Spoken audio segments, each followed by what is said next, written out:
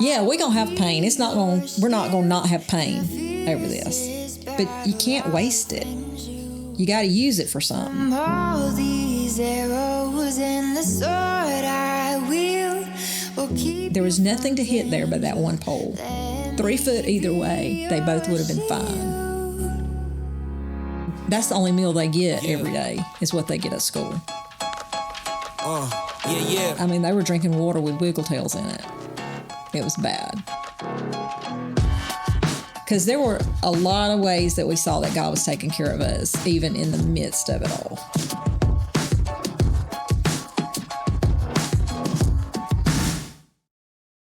All right, well, today we have a very special guest, something I've been looking forward to doing for a long time. Miss Denise Hosch, thank you for being here. Happy to do it. Honored you called me. Well, I'm honored to do this. And before we, get into the episode, kind of just walk us through how you know me, how you know my family, and where that started. Well, I think it was like 2004, we met your grandfather, and we ended up starting a small church work with him about a few years later. And what year were you born? 2005. Your mom was pregnant with you when I first came to know y'all. And so when we started that small work, y'all were in the church with us, and my daughters immediately took to all y'all kiddos. Well, there was just you to start, and then Abby, of course. And so they would babysit you, and your mom was a lot like, I feel like I was a little bit of a mentor with her, but we were friends. And so that's how I came to know your family, was through church. That's great. I know you said you feel like you may have been sort of a mentor to my mom. I know you were. I know she talks a lot about it, and I know without y'all, it would have been a lot more difficult than it already was raising the 4 of us. Oh, yeah. Raising kids ain't for the weak. I know she was very appreciative. But with this interview, and this is kind of the format I've gone with the people I've interviewed previously, is I kind of want to get a life story out of them, where you grew up. How much time you got? Oh, as long as you want to go. As long as you want to go. No time limit on this. But with that being said, where did you grow up? I grew up right here in Pike County. I was born in Upson County, one county south, because, of course, we don't have a hospital in Pike County. Nope. We didn't have one in 1966, and we sure ain't got one now. So I was born in Upson, and then my mom and dad I was in Pike County when I was, I lived in Upson County till I was about 4, but right across the county line. My grandparents were always here. My mom was raised here. So I've been in Pike County my entire life. I grew up here, out in the woods. We always said the poor part of the county because nobody wanted to live that far south. I see. Well, what were some things y'all did for fun growing up? Oh, Lord Jesus. Well, we were, like I said, we were so far south that we didn't have friends from school at all. You had the people that lived right around you. That was it. There was no, both my parents worked. There was no driving us anywhere. If we wanted to do something, we either rode our bike or we played with the kids across the road. And I had all boys. There was no girls anywhere. And my youngest sister was not born yet because she was 6 years younger than me. So growing up even, she was 6 years younger than me. She didn't do the stuff we did. So I had a crazy uncle who lived across the road. And he was like a big kid himself. He drank a lot, but for some reason, our parents let us do stuff with him.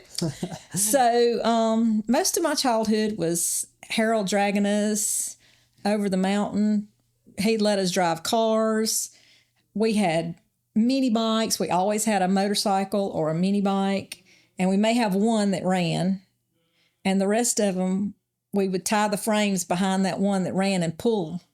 We'd have like 5 bicycles, mini bikes, go-kart frames tied behind one motorcycle, and we would drive all over the dirt roads, just everywhere. It's a wonder we all survived.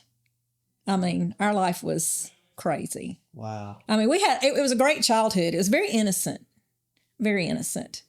We would go up on the mountain, and Harold he'd drive that. He had a '66 Ford Fairlane. He'd drive that thing up over the mountain, and we'd carry old car hoods up there with us and turn them upside down and ride down the valley of the mountain in the leaves with him. I mean, it's a wonder we didn't really injure ourselves. But, I mean, it was a good childhood. Yeah. Yeah, people were, safety was not top No, priority. no. And he was drinking Budweiser the whole time. I mean, Oh, man. I mean, back then, and I'm not a proponent of drinking and driving, but it's not like it is now.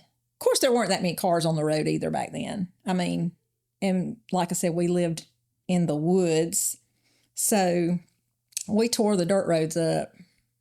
I mean, nobody had four-wheelers weren't even invented then. Three-wheelers had just come out, and now they've outlawed them, I think. Yeah, But yeah. we had dirt bikes and motorcycles. I learned how to ride on a Honda 350, and I was, I mean, a little bitty scrawny thing. My feet couldn't even touch the ground. That's what I started riding a motorcycle on. What age were you? I was probably 10 or 11. Shooting guns. We shot guns. Harold would set us up targets, and we would shoot those 12-gauge shotguns and put a pillow right here because it kicks so bad. And he'd knock us completely over. That was my childhood. Does that tell you why I turned out like I did? A little bit. So what were your parents doing at this time? They were working. So what did Uncle Harold He do? worked 4 to 12. So he was at home all day. Oh, I see. So he was home during the day. And they were working during the day. And she left us with my meemaw, who Harold lived with. So Mom and Daddy was working. We was running the roads with Harold. We got old home videos of all that. And you hear my mama, when we put them on disc, we're filming. And she's narrating. She said, I didn't even know my kids was down there. She didn't know what you were doing. Lord protected us. Oh, man, that's great. Well, so what was education like at that time for you? Well, I mean, I went to Pike County all my life, and a year and a half I went to a Christian school in high school, but for the most part I was in Pike from kindergarten all the way through high school. I graduated from Pike. I went back and graduated my senior year. I don't remember. I mean, I remember I learned to read and all that, but I don't, and I remember some of my teachers, but I don't, school just kind of, I went for the social. I mean, I wasn't dumb. I made good grades, but when you're a kid, I didn't love school. I like being around people. That's understandable. Yeah, I'm kind of the same way. Yeah. I'm just there. I like to talk to people. Me too. I'm a social person, so I like my friends and I like doing what I was, seeing people. But I remember in second grade, I think it was second grade, my mama would when she dropped me off when I didn't have to ride the bus, I would cry and cry and not want my mama to leave me. But if I rode the bus, I was fine. But if she ever took me to school, I didn't want my mama to leave me with them people. And that's probably why I homeschooled all 5 of mine, because I know how that felt. I see. So you weren't big on the going to school. Yeah. No. Yeah, school's not for everybody, and that's okay, because you could still make something for yourself without going. Oh, absolutely, yeah. Furthering your education past. But I remember even going to school, I would cry and cry at the end of the year because I didn't want to leave my friends. But then I would cry and cry when I had to go back because I didn't want to go back. Yeah. What were your summers like? Oh, we just run the roads all the time. I mean, we were on our bikes. Mama worked up until I stayed with my grandmother during the summers because she was up until I was 11, 12. She died when I was 12. And from that point on, me and Gina stayed alone at the house. And Gina was 6, I was 12. And, by that time I had some girl cousins that had moved in up the road. And we had neighbors across the street. And Robert and Glenn would come every summer and stay with Grandma all summer. She lived next door, my great-grandmother. So and Walter and Ray would come and stay the whole summer with Harold. So I would always have all my cousins around. And back then, the Livesey Springs pool was open. And we would ride our bikes over there, and you could swim for $1. You could pay $1 and swim. All day? Yeah, all day. So we would go over there and swim. Some, not every day. But we tore the roads up with our bikes. We just rode everywhere. No fear of anybody coming by and nabbing you? No, they didn't want us. No. Back then, we run in little packs anyway. Yeah. I mean, they'd have to take on all of us. So I had two neighbors across the street. Joe and Jeff Daniel lived across the street.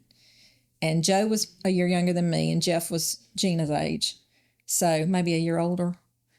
And then, like I said, Lynn and Glenn, Robert and Glenn is what we call them now, but Lynn and Glenn when I was growing up. And then Donna and Teresa lived next door. So we had a little pack of people, and Walter and Ray were always with. And Harold was home during the day. So we had him to do stuff with.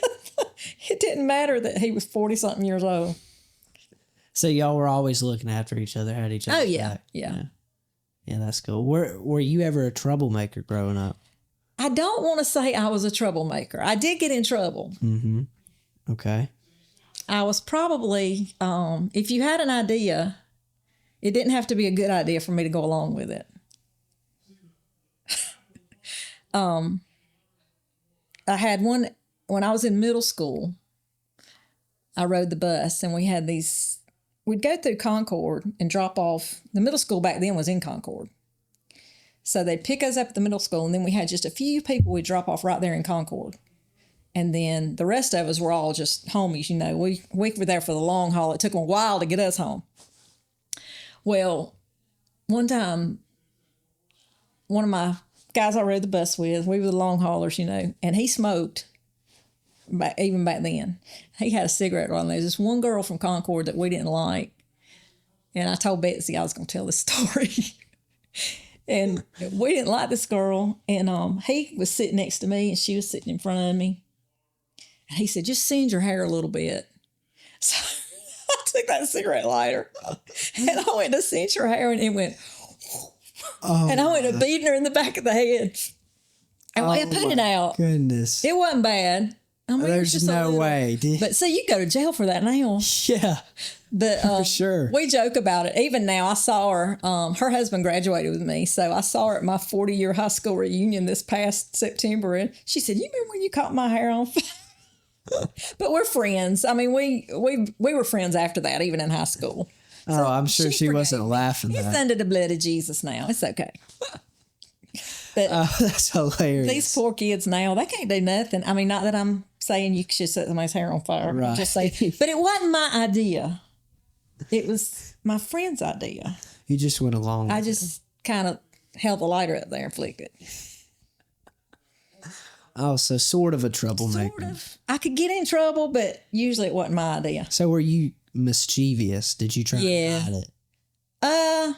No, I was pretty open with all my little bit of rebellion. Yeah. Yeah.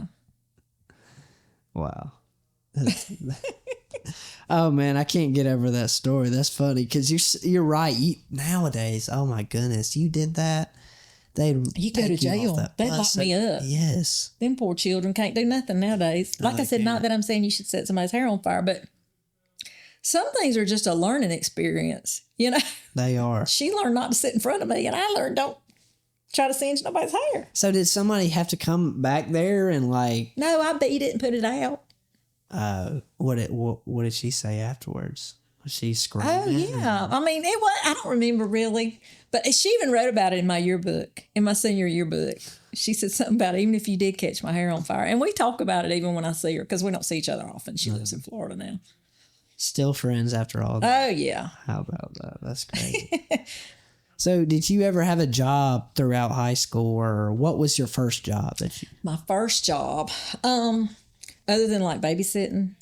Well, that you got paid for, I guess. Okay. I mean, I always babysat and made money, but then my aunt had an alteration shop in Thomaston, and when I was 17, I went to work. I learned to do alterations. What's alterations? Like hemming pants, taking up the waist in pants, you know. Gotcha. That type of stuff. But and And then I got a little job over the summer one time working in a nursery, like a plant nursery. So just little stuff. But my first real job was probably working up at Carter's. My mama worked up there. It was a sewing plant. They made baby clothes. That was probably my first real job. Did you enjoy it? No. I mean, I like the people, Yeah. but it's just like school. There for the social aspect. Yeah, I wasn't there to really work. It's understandable. And I had a little temper, so if they made me mad, I'd be like, I don't need this job. But I learned real quick you do need a job. So how long were you there for then? Oh, probably a year, maybe. That temper flare? And Yeah, that Irish comes out every now and then. That's what John says. Don't let her get her Irish up. Oh, man. So how did you transition from that to what you're doing now? And tell me a little bit about what you're doing now. Well, I stayed home and raised all my kids, so I learned that you have to be a servant. And so I started, I guess I started out directing weddings and, catering and directing weddings. And then a girl that I was friends with was about to have a baby, and she worked at a little restaurant here in town. And she asked me would I come in and wait tables for 6 weeks. And I had waited tables before when the kids were young, just on the weekends, while she had a baby, while she was out, for her 6 weeks. So I went to work at, used to be Pierre Sullivan's store. It was David's Grill at the time. And I waited tables there, and I ended up staying there 6 years. Great. And the people that owned the company that I work for now were moving to Pike County, and they would come in every weekend, and I would be their server. So after I left there, about 3 years after I left, they sent me a message on Facebook and said, hey, you think you'd want to go to work for us? I didn't even know they owned this business. And they said it would involve some travel. At the time, my youngest was 13. So I said, I don't know. And they said, just do one trip. If you don't ever want to go again, you don't have to go back.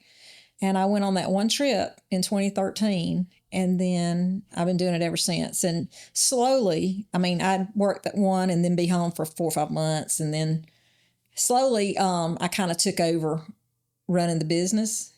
What is it that you're doing? So I'm a mobile caterer. And basically what I do is my clients are pharmaceutical companies, and I go in and I set up at medical conventions in different convention centers all over the country, most major cities. And I only need electrical. I go in, I set up, and I mostly do coffee. 98% of my business is like Starbucks style espresso cappuccino coffee.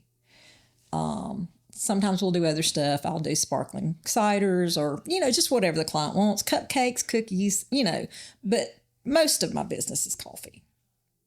So are you over the business? Do you own the business? I don't own the business. I don't, no.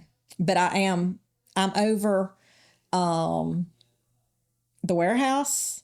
I decide who works what shows. I manage the events, and I do all the travel booking.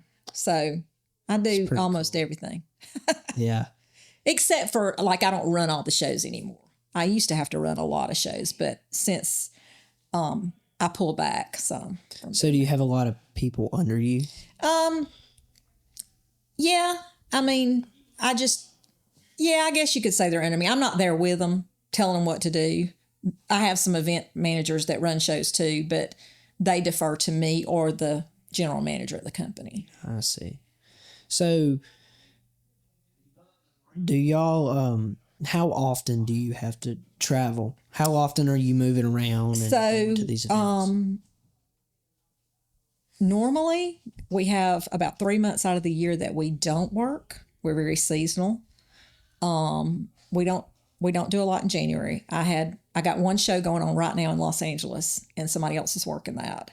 So usually I'll have one in January, a couple in February, 3 or 4 in March, 4 or 5 in April, 4 or 5 in May, and then 4 or 5 in June. And then we don't do anything July and August. Then September, it kicks back up again, like 1 or 2 in September, 2 or 3 in October, very busy in November, and 1 in December. So I personally have to travel this coming year once or twice a month. But I also have other people, but I'm not doing anything until March. So I got other people working January and February. But after that, I'll be doing 1 or 2 a month up until June. Then I'm off June, July, and August. Then I start back up in September. So are they just contracts or something you have with the we do it on a show-by-show basis. We don't have contracts, but we have clients that are loyal to us, that we've been doing their business for as long as I've been doing this. Oh, I see. I'm sure with those pharmaceutical companies, you just set your price and they're like, whatever. Well, no, they try to shop around. They'll have $1 million booth, and we'll be the first thing they cut, our little bit of money. But it's okay. I mean, it's just the nature of the business. Yeah. But my clients are pretty loyal to try to keep us in business and not use somebody else. I've realized that there's a lot of, I didn't even know this was a thing. I'd never heard of this business before I did it.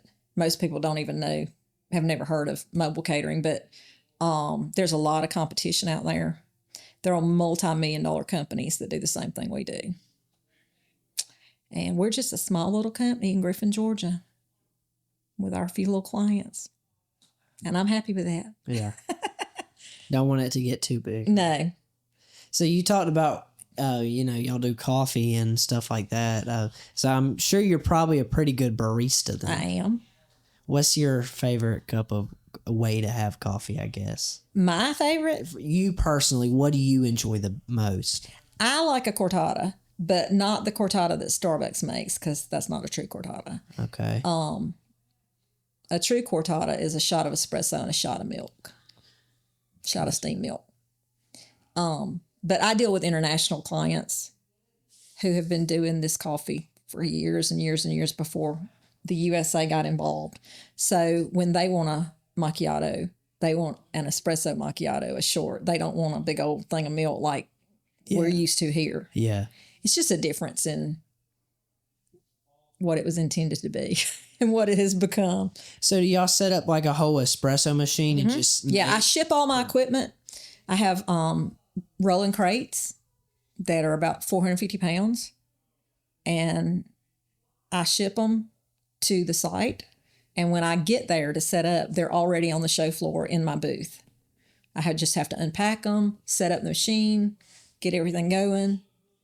And then when the show's over, I pack everything back up and ship it back home.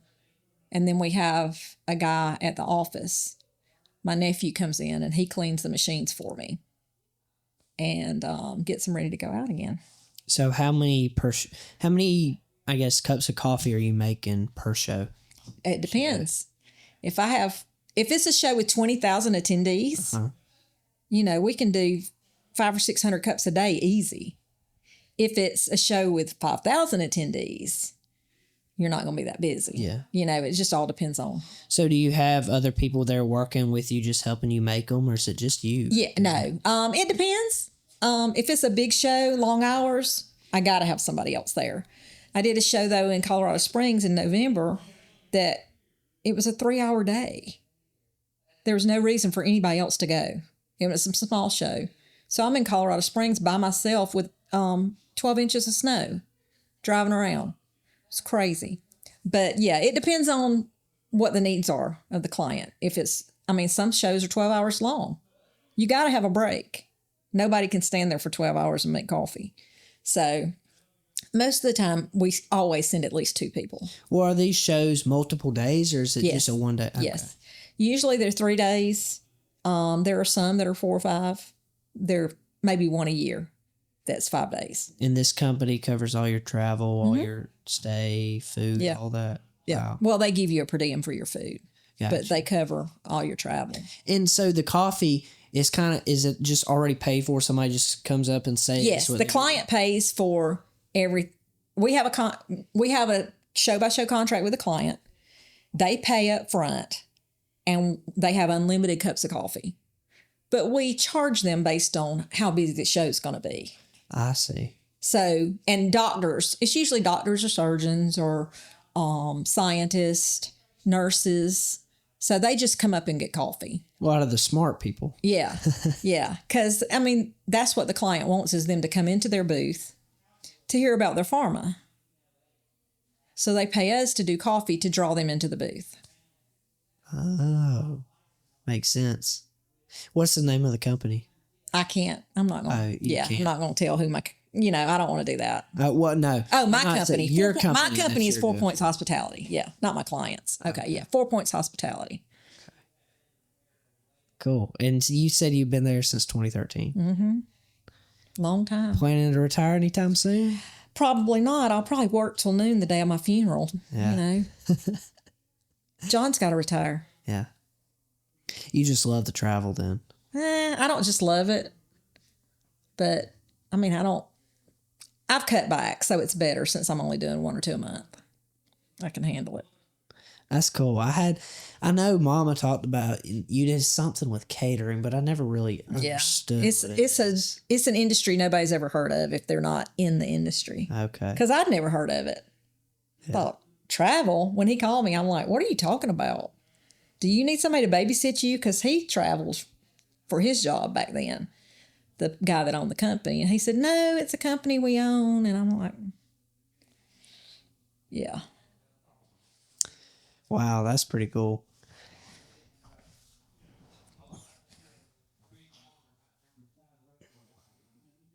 You talked about how you stayed at home and raised all your kids and homeschooled. So talk me a little bit about that and how you came to homeschooling them in the first place.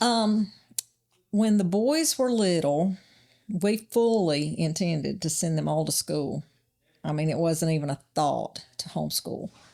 But as they got about 3.5, I guess, I had just had Becca, and we had come in contact with people who homeschooled. Lord just brought people into our circle that had homeschooled their kids with success. We knew them well, and we felt like we saw the fruits of what they had done. So, and the more we thought about it, the more we thought, well, in all honesty, you only get about 18 good years with your kids anyway, whether you homeschool or whether you don't. So we really wanted to have that time as a family. It wasn't about the school system for us at all. It wasn't about the school system not being good or us being scared to send them to school. It was more about having that time and building those relationships with our kids. So they never went to school, any of them. Jeremiah, when he got to be a teenager, took one class at Cross Point Christian, just a civics class, I think, or a Georgia history or something, just because he had to play ball with them. So, but for the most part, until they went to college, when Nathan started Gordon and John did Southern Crescent, Jeremiah did Southern Crescent, they never went away. I just wanted them home with me. We had fun. I mean, yeah, they got on my nerves, and I mean, I was a rough old mama, but they didn't have the constraints of having to sit still all day. I didn't want to sit still all day. Why would you make a kid do that? That was my thinking. I'm not saying it's wrong to send your kids to school. But for us personally, we wanted them home. We just wanted to spend time with them. We felt like it was more important that we have a relationship with them than go to school. Yeah. Yeah, that's cool, because I know for a lot of people, it's, concerned with the school system and how, all the bad influence in it and all that. So that's and I understand that. Yeah. And, it's true. Bad company corrupts good character. The Bible says so. We know that to be true. However, that was not our driving force with keeping our kids at home. So all of them were homeschooled all the way through. I bet that was exhausting. But I wasn't a good homeschooler. I was very relaxed. Okay. I mean, I was hard sometimes, but I felt like as long as they could read and write and do basic math and had a good work ethic, they were going to make it in life. And look at them. And they all have made it, Yep. and they all work, support their families, and own their own homes and have good jobs. So, That's great. You accomplished your job then. I still got one left, but we'll see how she ends up. Yeah. Yeah. And that's really cool. Just how important it was for y'all to, have that family time together. Because you're right, you only have limited time. And looking kids. back now with all that has happened and the trauma that we have endured, I am ever so glad that I chose to keep them home with me. Yeah. So that makes a difference. So when y'all started homeschooling, was it popular or was it kind of looked down? It was coming into popularity. And when was that? Oh, Jesus. 1996. They were 4 in 1996. So really 1997 was when I started going to homeschool conferences. And back then, I think the homeschool conferences then were bigger than they are now. Because I think as it's grown in popularity, and the internet. Yeah, more has been pushed online. You have more things available to you online. Back then, we didn't have all that, so we would go to the conference every year. It was huge. I remember the first time I walked in, I was overwhelmed to walk into that book fair and see all those. It was just amazing. And to hear the speakers and homeschool legal defense was a big deal back then. And so, yeah, that was in probably 97 when I went to my first homeschool fair. That was a long time ago. And it was just becoming popular. Yeah, there were people that had homeschool, but they were the true pioneers because they really bucked the school system. Back when I first started homeschooling, we had the fear of the school system coming and taking our children from us. Oh. It was like, so we always were members of homeschool legal defense because you always had somebody that had your back if something did happen. We never had any trouble. But honey, I turned them attendance reports in on time every month back then.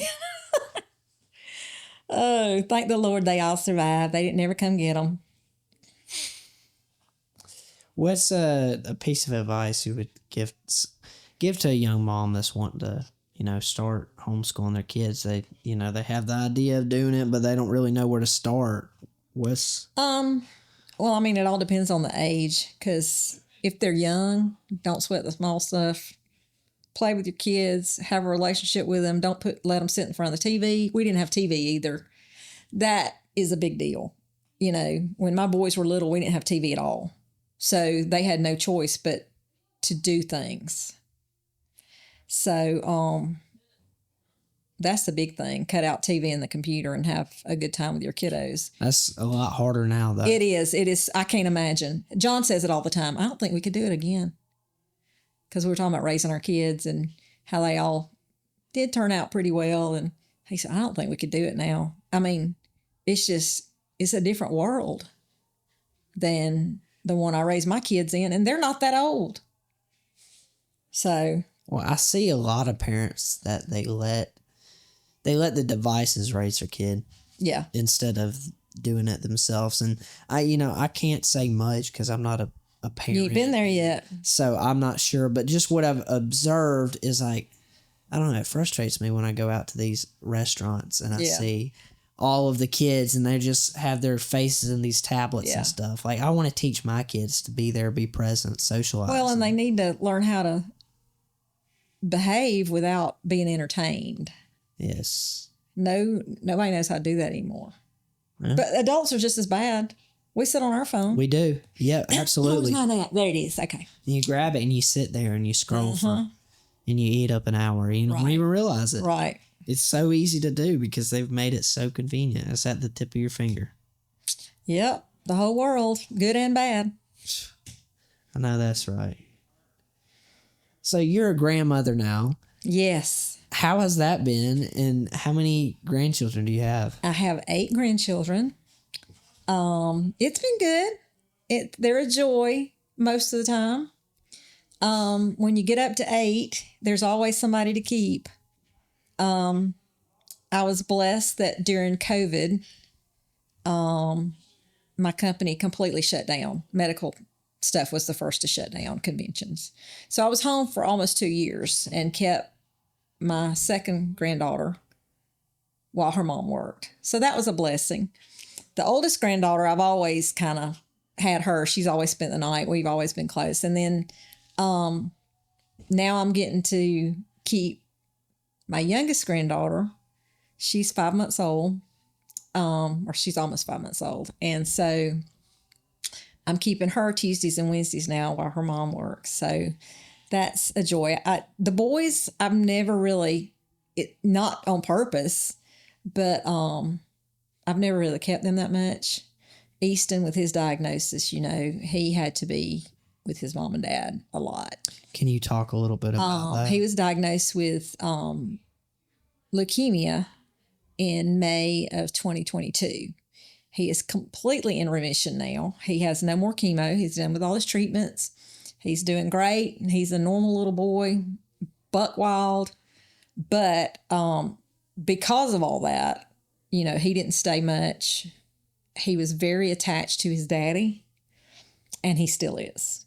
He said he was going to spend the night about 2 months ago, and he made it till about 9:30, and then he was crying, "I want my daddy." So I just called his daddy and said, "You got to meet me and get this kid. I am not staying up all night with him." Yeah. But he's just very attached to Nathan because of all he's been through. But he is doing great. He is completely in remission. He goes once a month and has his blood work done, and he'll have to do that for, I think, another year. But his last chemo was in July. So he is completely cured. The Lord has really been and he really didn't have any horrible side effects. He did great. I mean, he lost his hair, of course, but no, he did great. So that's amazing. He's good. But yeah, the boys and Wilder, John's wife, Carly, she stays home now. When Emma was a baby, she worked 3 or 4 days a week, but now she's home. So she's got him, so I don't have to keep him a lot. And then I do keep Jeremiah's 2 boys here and there, but they're in school, and they're some sweet boys. They are good boys. They're great boys. So yeah, I keep them overnight some, but they're just the best kids. You can tell them to go lay down and go to sleep anywhere, and they'll just do it. They don't require any extra effort at all. I remember when we were working over there building that little addition for them, and they would come out there all the time and be like, "What's this? Why are you doing this? Yeah, why are you doing this?" They're and then sweet boys. We'd see them in the yard just playing baseball right there at the train tracks. Mm-hmm. They'd hit their ball into the train tracks. Yeah. Have to go get it, but yeah, they're good boys. So, family seems really important to you. Yeah. And so it's all you can take with you. That's true. And for me, that's something that I've kind of I guess struggled with in a way lately, because I love my family, don't get me wrong, but I don't always like to be here, I'm kind of... It's your age. It's the season of life that you were in. I don't like to sit still for long. Yeah. So I always got to be going and doing something somewhere. And I'm hoping that'll change as I get older. Okay. It will. Oh, but I love my family, yeah. So tell me a little bit about all your kids. And I know you talked about your grandkids, but tell me about your kids now. All right. Well, and their spouses. I have twin boys. They are 32, Nathan and John. They're both married. Nathan has 3 children. His wife is McKinney, and he is a worship pastor at Centerpoint Church in Griffin. Is that full-time? Full-time. John has a wife, Carly. They have 2 children, Emma and Wilder, and he is a worship pastor at Northridge Church in Thomaston full-time. And then I had I have Jeremiah. He is 26 and he is married to Morgan, and they are foster parents to two boys, Davon and Damani, and then they have a little girl, Holland, who was born in August. And then I have Betsy. She's 24. She'll be 25 in June. And she's still home with me, thankfully. And then I had Becca, and she would have been 29 this past September. So that's it. And I have Davis, even though he's not really mine. He was Becca's, so therefore he's mine. Yeah. Can you go into a little bit about that? I can. Tell me about her and who she was as a person. Well, she was my middle child, and she was always letting us know that she was the middle child, and she was not treated nearly as well as everybody else for some reason. It wasn't true, but that was what she liked to claim. She was born in 1995, and she was tragically killed in a car accident July the 9th of 2022. She and her boyfriend were coming back from vacation with his family, trying to get back for a birthday party, and hit a bad storm. It was just an accident, just a tragic accident, and she was killed instantly. So, but as a person, she had a great love for children. She was just one of those people that loved people. I like to think she got that from me because I love people, but she was much more sweet about it than I was. Of course, she'd never had children, so she didn't have to get mean like I did, see. And it was all them children made me mean, but Davis was a pastor, and she would have been an amazing pastor's wife because she loved the ministry and she loved the kids. He was a youth pastor. She loved all those kids. She was just somebody that they could always go to, and she was always right there willing to help him. And she just had a love for the things of God and people. And she loved y'all, she felt like y'all were hers. And it's so funny because of the relationship that I have with your mother.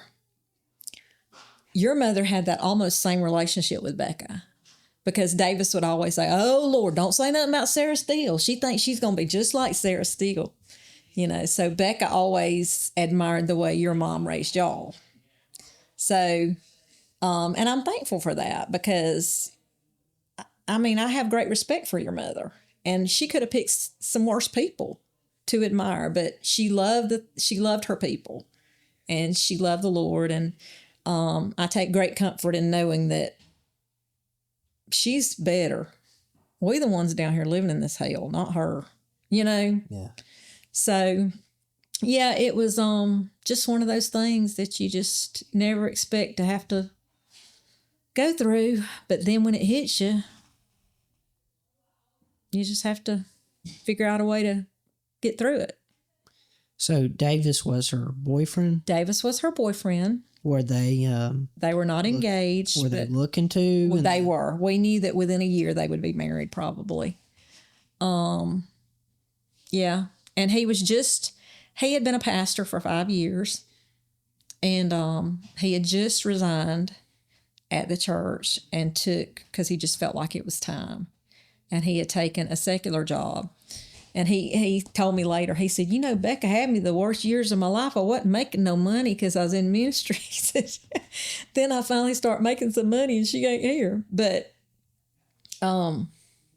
he is an amazing young man and a great, great preacher.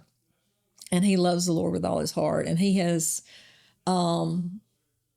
had some real trauma in his life. And this was another traumatic event, but he still, gives God the glory and does his very best to put God first and do his will. And he still has a relationship with us, which I'm very thankful for. And I know that won't always be, but I'm grateful for it right now. So what has the last 3 years been like for you? A lot of change. In more than just ways of not having my daughter. John left his job, had to take a few months off just for mental health reasons, considering all the trauma we've gone through. We've had a change in our finances, which is not anything that we can't handle. It just has taken some adjustments. I just now have started cleaning out her room in the last 3 weeks because we've just left it.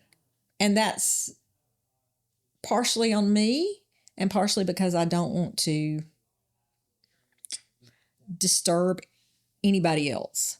Because my whole family, all my kids, they were each other's best friends growing up. So that is one thing when you homeschool.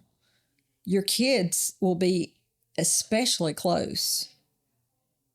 So Becca was her best friend and her sister. And so she's had to endure the loss of her best friend along with her sister and all three of my boys. It's just a different type of bond when you're together 24/7 for most of your growing up years. And you know that because you've been with your siblings. But yeah, there's a lot of just trusting God that he knows what he's doing.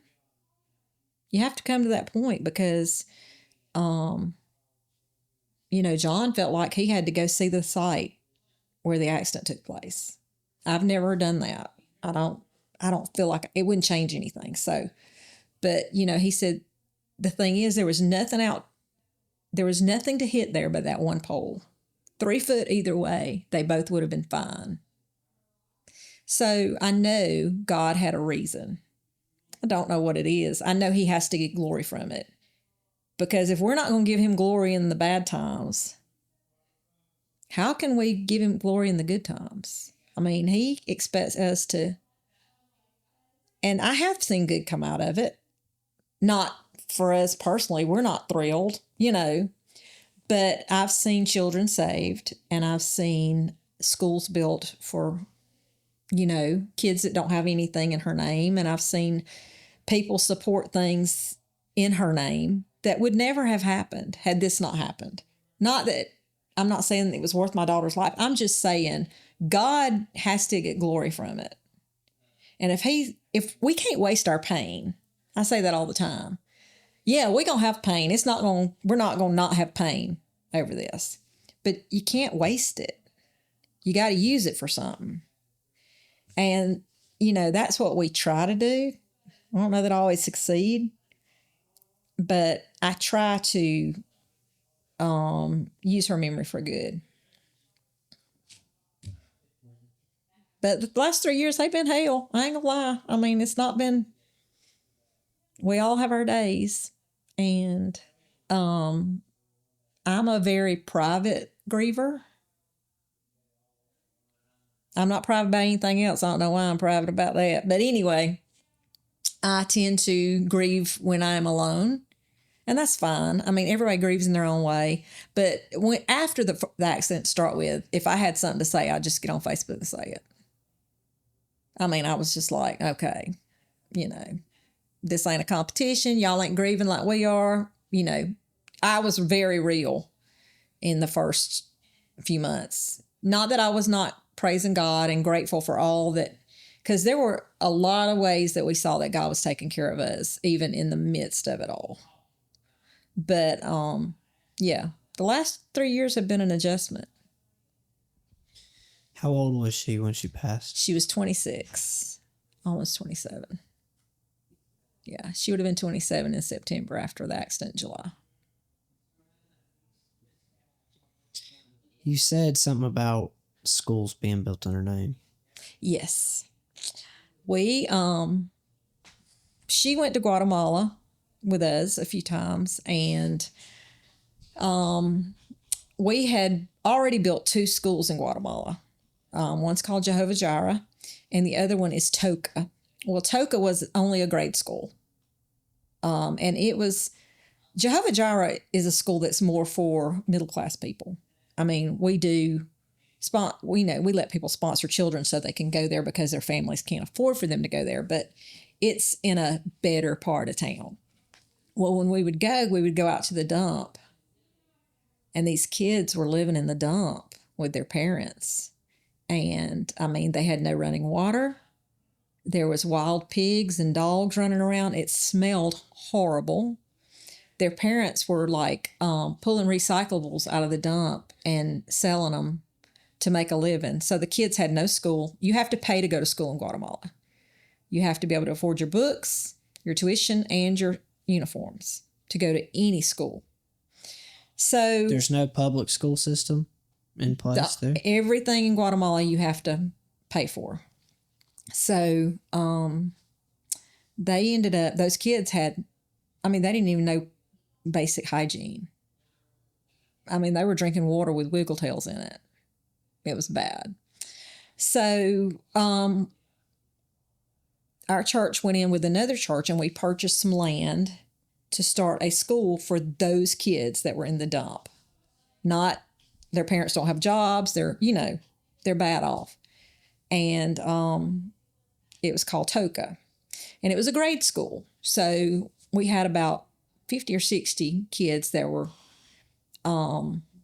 first grade through fifth grade. Well, after Becca's accident, I called Mary and asked her, could I send them some money? And what I basically wanted to do was tithe her life insurance into that ministry. Well, then Mary called me back a few days later and said, hey, what you've given me is enough to start a middle school. So, and those are the same kids that Becca had relationships with. They had aged out and were back on the street. So we started Becca's Place, and it is a middle school. It's part of TOCA, but it's the middle school. And it is for 6th, 7th, and 8th grade. And by the time they get out of 8th grade, they can go take the GED, pretty much. And we actually have another school that's an adult school. When they get 16, they can go there. But, so we started Becca's Place, and that was in 2023. Yeah, we opened it the year after. We had completely built it and dedicated it by 2023 when I went down in June. And it had, I think there was 30 students already the first year. And it just gets bigger and bigger. Every year, I think there's 60 students this year at Becca's Place. So they're doing pretty well then. They are. Our church raised enough this year to fund the school for the whole year. But I mean, we have sponsors too that will donate just for Becca's Place. So, because we have to pay the teachers, we have to pay, for their uniform. We pay for their uniforms, their books, their teachers, everything. And we're actually going down again in June. We go every year in June. And I'm not sure if we're going to build a chapel right off of Becca's Place for the kids that are in the school. So do they teach them about the Word of God there? They do. Yeah. And some of those kids actually are talking about going into ministry. And that's one of the reasons we're building the chapel already. And what's so funny is their parents, like most of those kids, that's the only meal they get every day is what they get at school. And their parents will come and hang out. And I mean, it's just heart-wrenching if you ever go to see how these people have to live. I mean, they don't have anything. They're living in little shacks on the side of them because they ran them out of the dump after we started the ministry there in 2016. They ran them out of the dump because the government said, no, you can't have a school. The kids can't be out here. Well, those kids had been there but see, we shone a light on by starting a school, we shone a light on the way the government was not taking care of their people. So they made them move out of the dump. So now they just live in the hills around the dump so they can go down and work. But I mean, it's just a little lean-to on the side of a hill with a tarp over it. I mean, they don't have homes. It's crazy. Anybody could just go in and do anything to them. It breaks my heart because I think how do you let your kid just sleep on the floor and anybody can come in, and it's just bad. Is there pushback from the parents on the Bible being taught? No. They are all so thrilled that their kids are getting a meal and getting taught something every day. And we even have had, like for the parents, for the women, they did like a barbering class there for them to learn to cut hair, and sewing classes and stuff in the evenings there at the school for the parents. Because a lot of these women don't have husbands. It's just sin will eat you alive and hang you out to dry. But that's when we got to go in and show them the way and bless them. Yeah. Because if you don't bless them, they're not going to hear. Well, thank you for sharing all that with me. Not a problem. Let's take a real quick break before we get into the rest of the... All righty. All right, Miss Denise, we're back from the break, and what I kind of want to go into now is just your relationship with Jesus. And so what was your earliest encounter with Jesus? I was probably 7, 8, or 9 in that area. And the church that we went to when I was little, my mom and dad did not go to church. My dad drank a lot. Neither of them were saved. And there was a church like 2 doors down from our house, from where Mama lives now, that little white church right before you turn down our driveway. And they would come pick me up on the church bus and wouldn't come up the driveway at Mama's because, you know, it was a bad driveway back then. It wasn't paved. And I would have to walk down and to the end of the road. And I mean, I could have walked. It was 2 doors down. But anyway, so I started going to church. They started picking me up for church. And then my mama started coming and she got saved. And then after that, 3 months later, my daddy got saved. And my earliest recollection of coming to know the Lord was, of course, you know, if you're raised in church and you're a child, you remember the Lord tugging at your heartstrings while you're back there, and them giving back then they gave the old timey altar call, you know, where you have to just as I am's playing and all that. And so I remember going down and giving my heart to the Lord, but then I remember thinking afterwards, well, did that really do anything? I mean, you know how you are. Yeah. So, but I was raised in church from that point on. I mean, I always... How old were you? I was probably about... I might have been 9 or 10. Because Daddy got saved when I was 9. And it was shortly after that. But then... And, you know, we were always church kids. You know, my mama, immediately after she got saved, we were the type, you get saved and you start working in the church. You don't sit on a pew. You know, Daddy started leading the singing. It was a little bitty church, you know, had a call-up choir. Come on up to the choir, y'all. You know, anybody, whether they could sing or not, they'd come up and sing in the choir. And, you know, we're going to sing this number out of the hymnal, that type of little country church. And Mama started, of course, teaching Sunday school and doing the church books. And so we were always very involved from the time we started going. When Mama got saved, boom, we were in. And so all I remembered was church. And then in 1977, right after that, we built, I think it was in 77, maybe 78, we built a new church over on Highway 109. And we were over there until 2004. When we built the church on Highway 19, because all these years I went to the same church.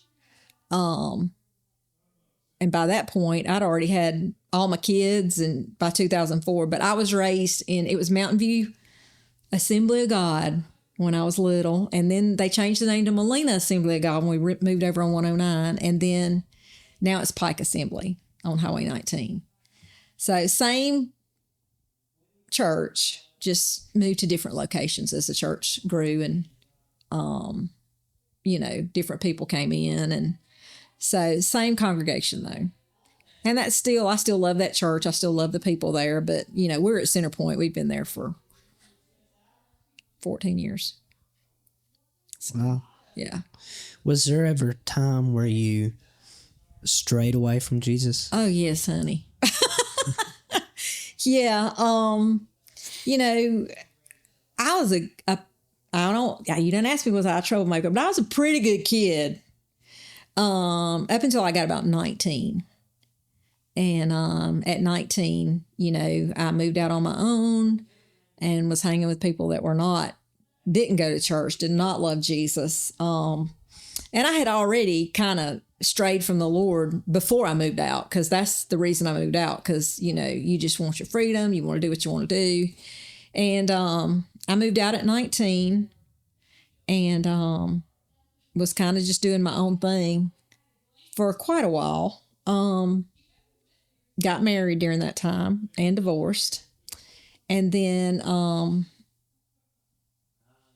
I remember distinctly, I was back in church when John and I got together. He was not a Christian, but